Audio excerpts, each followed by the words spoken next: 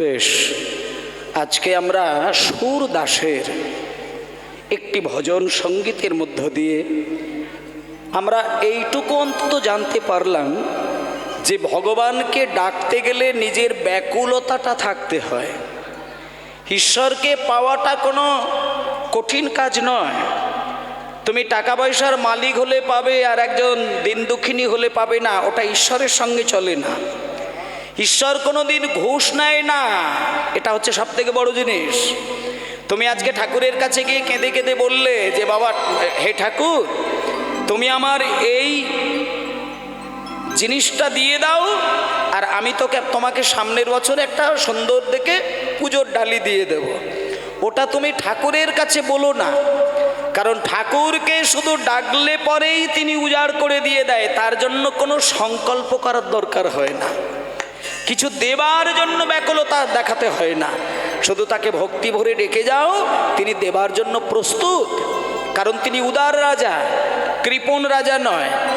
যিনি কৃপণ রাজা হবে তার কাছ থেকে জোর করে চেয়ে নিতে হয়, কিন্তু যিনি উদার রাজা হবে তার কাছ থেকে চাইলে পরে কম পড়ে যায়, তাকে সেবা করলে পরে তিনি ঢেলে উজাড় করে দেয়। তাই জন্য রামকৃষ্ণদেব বলেছে যে ওরে, ঠাকুরের কাছে চাইলে পরে কম পড়ে যায়, চাইতে হয় না, তাকে শুধু ডেকে যা। তার মনে যদি একবার তুই জায়গা তৈরি করে ফেলতে পারিস, ভগবানের এত ক্ষমতা রয়েছে, সে সেকেন্ডে সেকেন্ডে রাজা বানাতে পারেন। কিন্তু তার এইটুকুই স্বভাবের মধ্যে থাকে, তিনি রাজা তৈরি করেন, কিন্তু তিনি রাজা কোনোদিন হতে চান না। তাই আজকে ভক্তমণ্ডলী মায়েরা, চলুন আমরা দেখি আমাদের ভগবান এই কলিযুগের প্রাণ পুরুষ, যার দ্বারা কলির মানুষ আজকে ধন্য হলো। এই যে আজকে দেখুন 24 ঘন্টা নয়, 48 ঘন্টা ধরে কীর্তন হচ্ছে।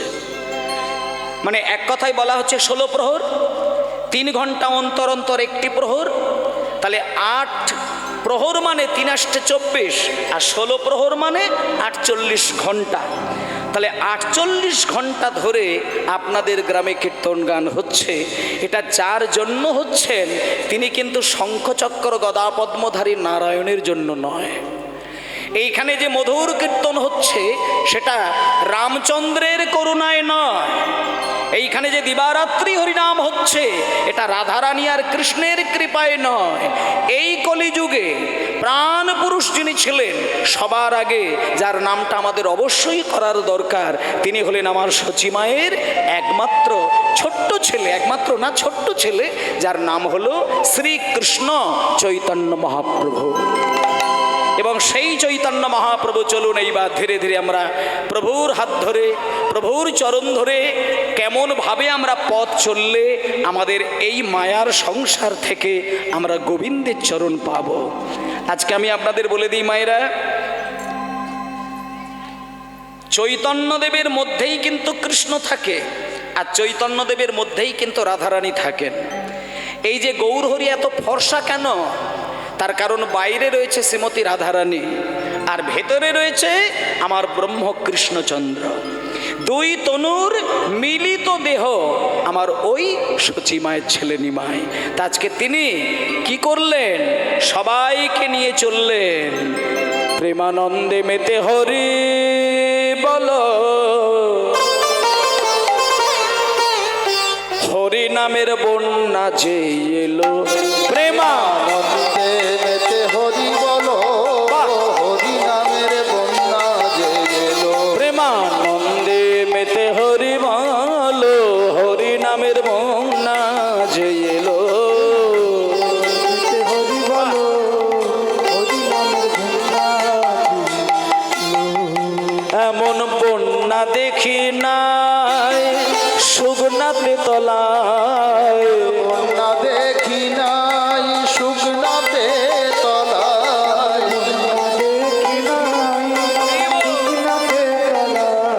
আর ডুবল নদীর পুরুষ নারী জাতের বিচার নাই।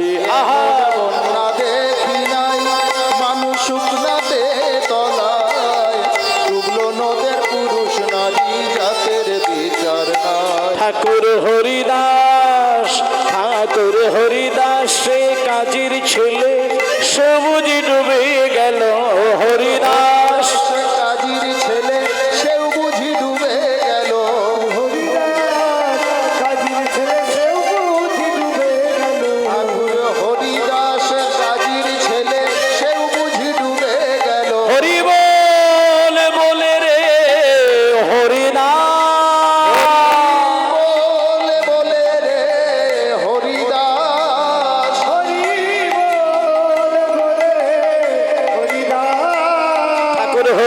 দাসে কাজীর ছেলে সেও বুঝি ডুবে গেল। হরিদাস কাজীর ছেলে সেও বুঝি ডুবে গেল। আরে হরি নামের বন্যা যে এলো প্রেমা হরি বলো, হরি নামের বন্যা যে এলো। প্রেমা মেতে হরি বলো। হরি নামের বন্যা যে এলো। ভক্তমণ্ডলী মায়েরা,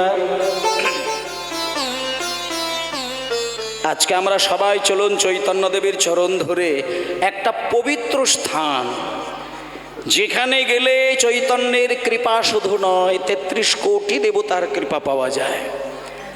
গতকালকেই তো একটা ভালো দিন কেটে গেল, সেটা হচ্ছে মহা একাদশীর একটা তিথি। তা আপনারা তো নিশ্চয়ই একাদশী করেন করেন তো? একাদশী করেন তো? বেশ। একাদশীর দিনে কি খান? লুচি খান না রুটি খান না পরোটা খান? ফল খান। শুনে নেন, একাদশী পালন করতে গেলে একটুখানি বলে দিই, বয়সের ভেদে কিছু কিছু খাদ্য গ্রহণ করা যেতে পারে, বর্জন করা যেতে পারে। খোকা কথা নয়। কোনো ব্যক্তি একাদশীর দিনে ফল খাওয়ার বিধান আছে বলে, মানে খেতে পারা যায় বলে, হয়তো দেখা গেল যে একজনের বয়স 60 বছর কি 70 বছর, কিন্তু পেটে খিদে বলেই খালি পেটে ফল খেয়ে নিল, আর দেখা যাবে ইতিমধ্যেই তার শরীরে বেশ কিছু ব্যাধি প্রবেশ করে গিয়েছে। তার মধ্যে যদি একাদশীর ব্রত পালন করতে গিয়ে খালি পেটে ফলটা কিছুটা খেয়ে নেয়, তাতে শারীরিক দিক থেকে তার অবনতি হলেও হতে পারে। একাদশীর ব্রত করতে গেলে দেখুন, একাদশীর আগের দিন আর একাদশীর পরের দিন 24 ঘন্টার মধ্যে এক আহার করতে হবে, এটা হবে একাদশীর আগের দিন। আর একাদশীর দিন পরিপূর্ণ 24 ঘন্টা উপবাসে থাকবে, নিরাহার করে থাকতে হবে। আর ঠিক তার পরের দিন পারণ করে আবার খাবেন, কিন্তু সেটাও এক আহার করতে হবে। কিন্তু এটা কাদের জন্য? যারা ভোগী মানুষ তাদের জন্য। কিন্তু এমনিতেই যারা 30টা দিন অল্প অল্প খেয়ে বেড়ায়, এমনিতেই যাদের পিত্ত রোগে জর্জরিত হয়ে আছেন, তারা যদি একাদশী ব্রত পালন করতে গিয়ে খালি পেটে ফলটা খায়, একটু বলে দিই, শারীরিক দিক থেকে তার অবনতি হলেও হতে পারে, ক্ষতি হলেও হতে পারে। কারণ একাদশীর ব্রত করলে মানুষের কল্যাণ হয়, কিন্তু নিয়মের ভুল যদি হয়ে যায়, দেহের বিভিন্ন নিয়ম অনুসারে যদি খাদ্য তালিকা ভুল হয়ে যায়, তাহলে ওই একাদশীর ব্রতটা সবার ক্ষেত্রে কিন্তু সমান নিয়মে চলবে না।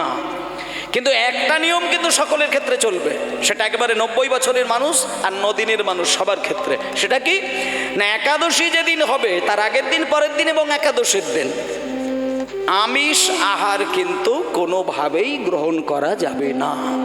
এটা করা যাবে না। আপনার বাড়িতে যদি আপনার জামাইও এসে যায়, শ্বশুর মশাইও এসে যায়, শাশুড়ি মাও যদি এসে যায়, ছোট শালিও যদি এসে যায়, কিন্তু ওই শালি যদি বলে যে আমি একাদশী টসী ওসব মানি না, আমাকে একটু ভালো খাবার খাওয়াতে হবে, আমি এবেলা থাকবো ওবেলা চলে যাব, তাতে আপনি বলবেন যে বাবা তুমি প্রয়োজন হলে আজকে চলে যাও, অন্য দিন এসো, কিন্তু আমার নিয়ম থেকে আমি কিন্তু বার হব না। একাদশী মানে ওই দিন আমার বাড়িতে কোনো আমিষ আহার হবে, এটা আমার মনেও আমি আনতে চাই না, আর করা তো অনেক দূরের কথা। তাই এখানে যারা মায়েরা রয়েছেন, বাবারা রয়েছেন, আমি সকলকে বলে দেব, একাদশীর দিন, তার আগের দিন আর পরের দিন বাড়িতে কোনোভাবে আমিষ রন্ধন করবেন না। পারলে একাদশী ব্রত পালনের চেষ্টা করবেন। আর আজকে আপনাদের কাছে দ্বাদশী তিথি পড়ে গেছে, যারা একাদশী ব্রত পালন করেছেন তারা জানেন। আর যাই হোক, তা আজকে এই দ্বাদশীর দিনে আর গতকালকের একাদশীর দিনে অমৃতের ভাণ্ডার আপনারা হৃদয়ে ধারণ করে আজকে শেষের দিনে কীর্তন শ্রবণ করছেন, এটা সকলের ভাগ্যে হয় না। আপনারা অনেক ভাগ্য ভালো করেছেন যে পবিত্র দিনে হরিনামকে সঙ্গী করেছেন, আর দ্বাদশের দিন হরিনামের মধ্য দিয়েই দিনটা কাটাবেন, এটা সবার কপালে কিন্তু আসেনি। আপনারা ভাগ্যবান। চলুন আজকের এই পবিত্র দিনে চৈতন্য মহাপ্রভুকে সঙ্গী করে তার চরণ ধরে আমরা হরিনাম গাইতে গাইতে চলে যাই মহাপ্রভু আমাদেরকে যেখানে নিয়ে যেতে চায়। প্রভু আমাদেরকে নিয়ে যাবেন, কোথায় নিয়ে যাবেন? তার একটা উদ্দেশ্য তো আছে। আপনারা হয়তো সেই জায়গায় গিয়েছেন বা নাও যেতে পারেন। আমি আপনাদের কাছে বলবো, যদি পারেন একবার সেই জায়গায় যেতেও পারেন। সেই জায়গাটা বেশি দূর নয়, মুর্শিদাবাদ বলে একটা নাম করে জায়গা। মুর্শিদাবাদের একটা বিখ্যাত জায়গা, যে জায়গাটার নাম হলো জলঙ্গি। এবং সেই জলঙ্গির একটা নদীর বাঁধের ধারে একটা ঘাট, সেই ঘাটে চৈতন্য মহাপ্রভু একবার স্নান করেছিলেন, যে স্নানের মধ্য দিয়ে তিনি এই বাঙালির জন্য একটা সম্পদ রেখে গেছিলেন। সেটা কোন সম্পদ আজকে আমরা দেখে নেব। আজকে মহাপ্রভু নর নর বলি প্রভু, হরি বল হরি বল হরি বল। প্রভু হে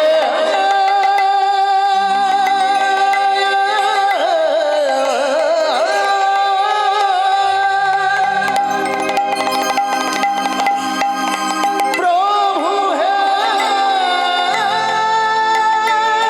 বাবা বাবা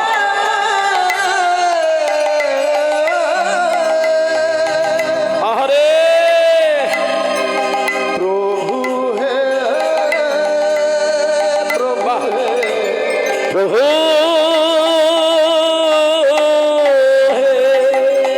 নর নর বলি প্রভু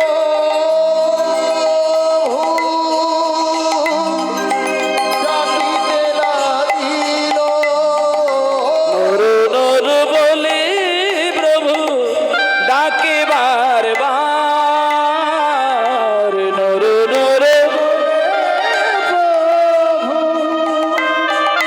ডাকে বারে বার ডাকিতে ডাকিতে বহে, ডাকি